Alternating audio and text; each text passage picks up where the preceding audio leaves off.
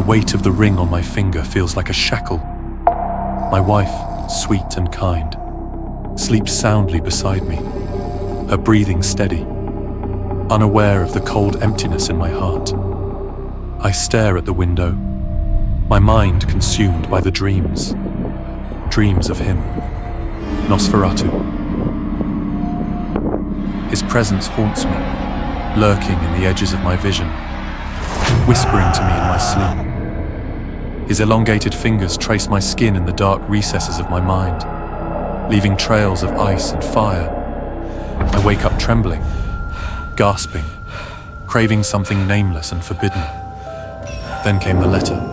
Herr Nock, my employer, has ordered me to travel to Transylvania to finalize a sale with Count Orlok. The townspeople recoil at the mention of his name. Superstition grips them, their whispers filled with fear. Yet deep within, I feel something else. Anticipation, as if I am meant to go to him. The journey is long, and as I cross into his domain, the world itself seems to change.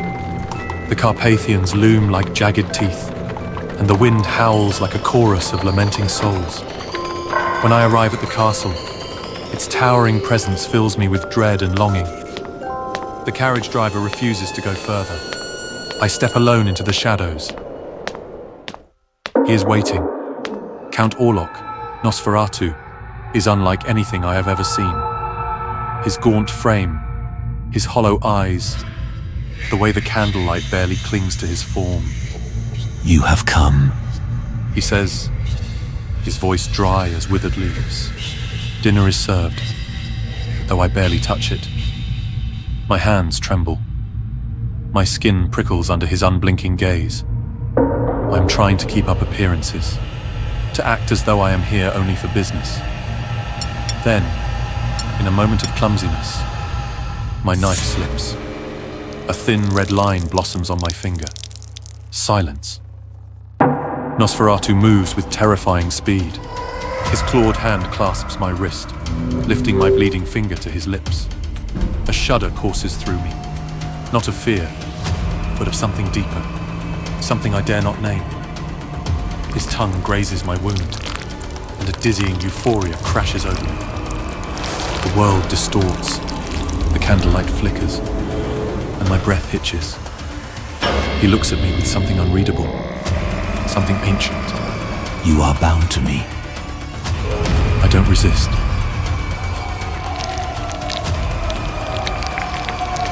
That night, he comes to me. The walls seem to pulse, the air thick with something unseen. He speaks of my pain, of the chains that bind me. He sees through the facade, through the forced smiles and silent suffering.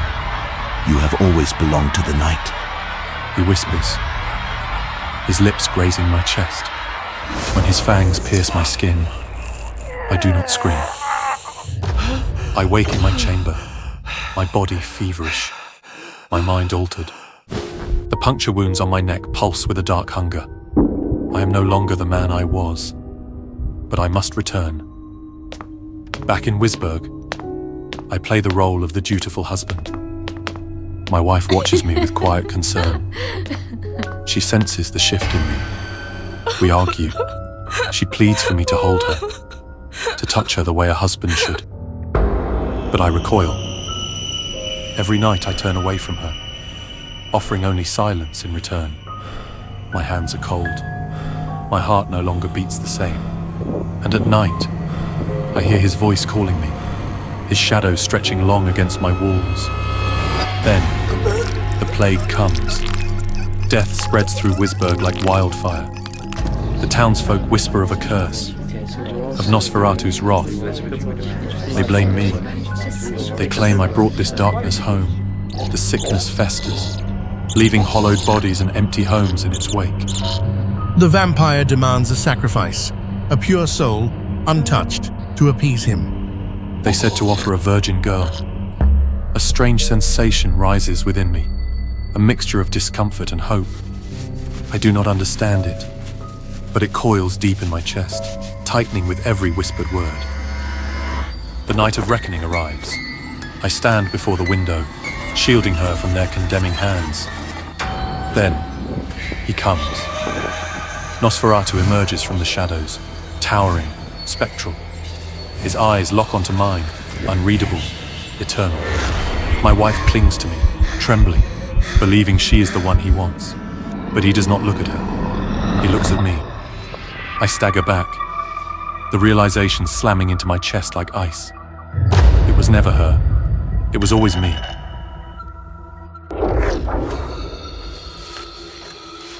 His clawed hand extends. An invitation. A promise. Your passion is bound to me.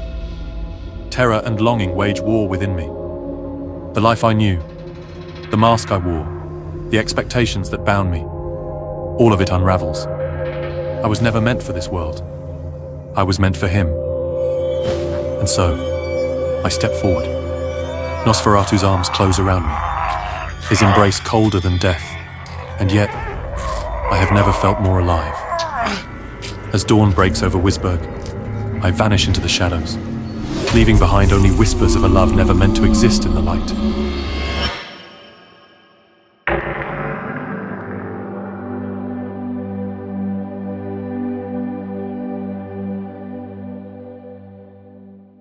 Lucid dreaming had always fascinated me. The idea of controlling my dreams, bending reality to my will, was exhilarating. I spent hours reading guides, watching videos, and joining forums to learn the craft. One recurring warning, however, intrigued me the most. Never look into a mirror while lucid dreaming. It was a rule repeated in countless posts. People claimed mirrors in dreams were portals to places your mind couldn't comprehend. But rules were meant to be broken, weren't they? That night, as I drifted off to sleep, I whispered to myself, "This is a dream. I am in control." When I opened my eyes, I stood in a crumbling mansion. The air was heavy, tinged with damp rot. The walls groaned as if alive. Every instinct screamed at me to leave, but I had a mission.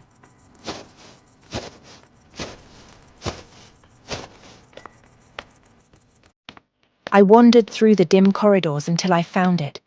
An ornate mirror framed in black and silver, taller than me, standing against the far wall. My reflection was hazy, shifting like water. I hesitated, but curiosity pushed me forward. As I peered closer, the surface of the mirror rippled. My reflection vanished, replaced by something else. A scene unfolded before me, fiery chaos. Rivers of molten lava flowed through a barren landscape. Faceless figures writhed in agony, their silent screams haunting.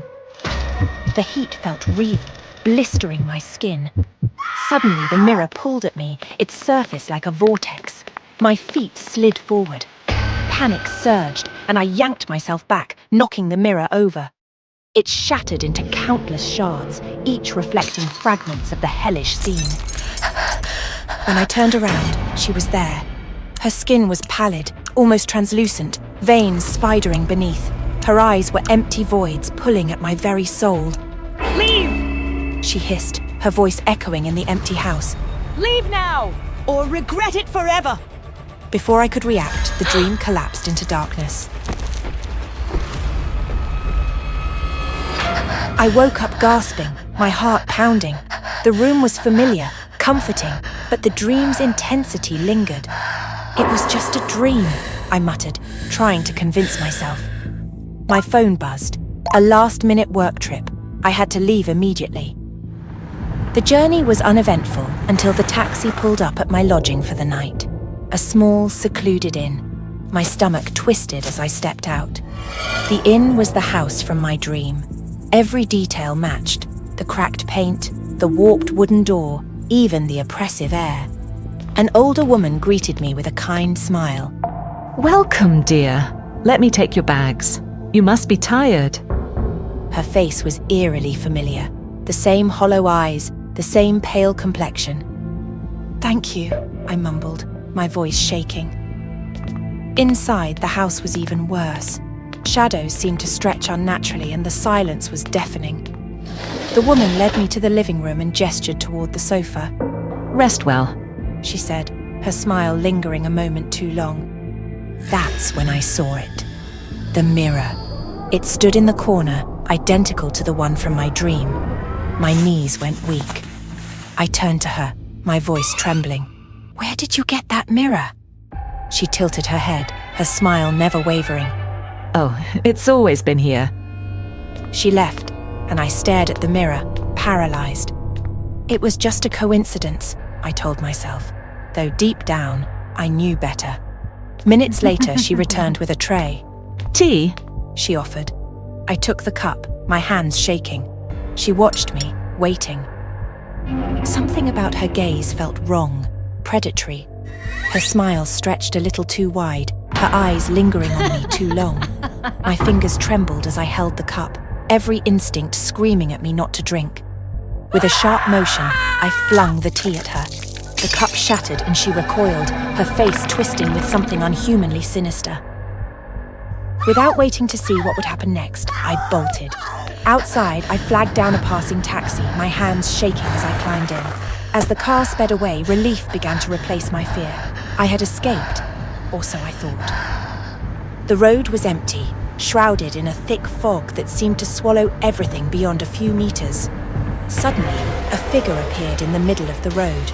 The driver swerved to avoid her, but the car skidded and crashed into a tree. My head slammed against the window, and the world blurred. When I came to, the driver was gone. I was alone in the wreck, surrounded by suffocating silence. Then she appeared, the pale woman, standing just beyond the shattered windshield. Death is inevitable. She whispered, her voice echoing in the stillness. I scrambled out of the car, running blindly through the fog until I stumbled upon a small, unlit house. The door was unlocked, and I threw myself inside, slamming it shut behind me. The house was eerily quiet, each room draped in shadows. As I opened a door at the end of the hallway, I froze. There I was, lying on a bed, my chest rising and falling as though in sleep. Is this still a dream? Or am I... Before I could finish, the pale woman materialized behind me. You've already crossed the line. There's no going back. I turned to her, my mind racing. If this was a dream, I could wake myself up. I lunged toward my sleeping form, desperate to return to my body. But she was faster. Her icy grip closed around my wrist, dragging me backward. No one escapes their fate, She hissed. I struggled, kicking and screaming, but her strength was inhuman. Her stomach stretched impossibly wide, revealing an abyss of darkness. With one final pull, she swallowed me whole.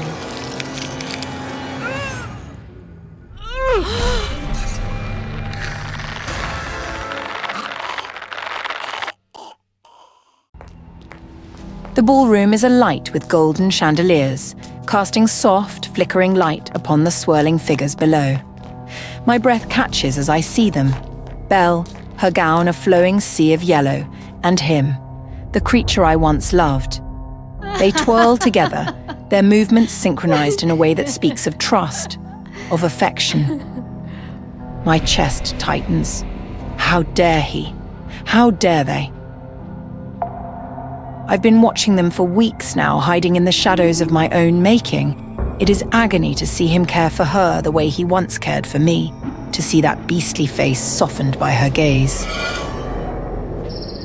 I was his first love, the one who would have stood by him through storms and fire, but that was before his heart betrayed me. I was beautiful once, so beautiful that my presence alone could silence a room. He adored me, his raven-haired enchantress, the woman who dared to love a prince despite the whispers and accusations. They said I had bewitched him, that no man of his stature could truly love a witch without some vile potion involved. His family believed them. I don't understand why they despise witches so much. Is it a crime to be born a witch? Break it off, or you will lose your crown, your kingdom, your name. He obeyed. It's for the best. He told me, his voice trembling. But his eyes betrayed him. He was a coward, too weak to fight for me. My heart shattered as he walked away, leaving me to the cruel world that had never accepted me. In my grief, I cursed him. I turned his handsome face into the hideous snout of a beast, his strong hands into claws. His castle became a prison, shrouded in mist and shadow, a reflection of the emptiness he had left in me. And the rose. Oh, the rose. A symbol of true love. When its final petal fell, he would remain a beast forever, unless someone could love him as I had once loved him. But I didn't leave the curse without hope. I thought he would return to me, crawling back on those beastly knees, begging for my forgiveness, for my love, to save him. He didn't. For years he hid away in his room, never stepping outside. I wasn't wrong when I called him a coward. As for me, I watched his kingdom crumble under the weight of his curse. His parents died of grief. Their once vibrant kingdom turned to ash. The castle servants, those loyal fools, became nothing more than objects, cursed to suffer alongside their master. I thought it was justice. And then she arrived. Belle. Sweet, naive Belle with her bright eyes and kind heart. She walked into that cursed castle and somehow began to undo the walls I had built around him. He looked at her the way he used to look at me, and it stung more than any blade ever could. I tried to stop it. I sent nightmares to Belle, twisted dreams where he devoured her whole. I transformed the rose garden into a labyrinth of thorns that tore at her delicate skin. I conjured illusions in her mirror, visions of her dying father begging her to return. But nothing worked. She stayed.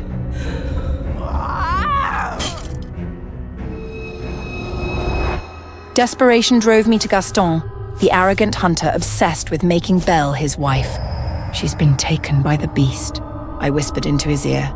Save her, and she will love you. He was all too eager to believe me, with an army of fools at his side. He stormed the castle.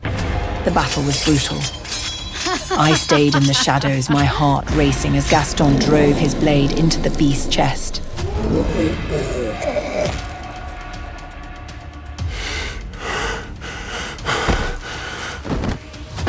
He fell collapsing on the cold stone floor. Blood pooled around him as his breaths grew shallow. For a moment I felt triumphant. He would die as the monster I had made him, unloved and alone. But then, something broke within me. He had once been mine.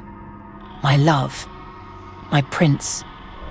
I couldn't let him die, not like this. I stepped forward and kissed him, hoping to break the curse and save his life. "Come back to me," I pleaded, my voice cracking. "I'll forgive you. I'll save you. We can still have what we lost." He opened his eyes, but they were distant, unfocused. Belle. He whispered. My heart froze. Belle appeared, snatching the beast from my arms. She cradled his head in her lap and kissed him, her love pure and unwavering. The final petal of the rose fell, but instead of sealing his fate, it unleashed a golden light. I watched in horror as his monstrous form melted away, revealing the prince I once knew. He was human again, beautiful, whole, and it wasn't because of me. Rage consumed me. I raised my staff, aiming to curse Belle as I had cursed him. If I couldn't have him, neither could she. But as the spell left my lips, she stepped aside, and the curse struck the glass that encasing the rose behind her. The glass shattered. Before I could react, the magic rebounded, wrapping around me like chains. My skin twisted, my reflection morphing into something grotesque. Horns sprouted from my head, my hands became claws, and my face became the face of a monster. They left me there, alone in the ruins of the castle. He didn't look back. She didn't even flinch. Now I sit in this decaying ballroom, watching the dust settle over the remnants of my life. I am the beast now, trapped in the prison of my own making. They have their happy ending, but I am left with nothing but the echoes of a love that once was. And the worst part? I still love him.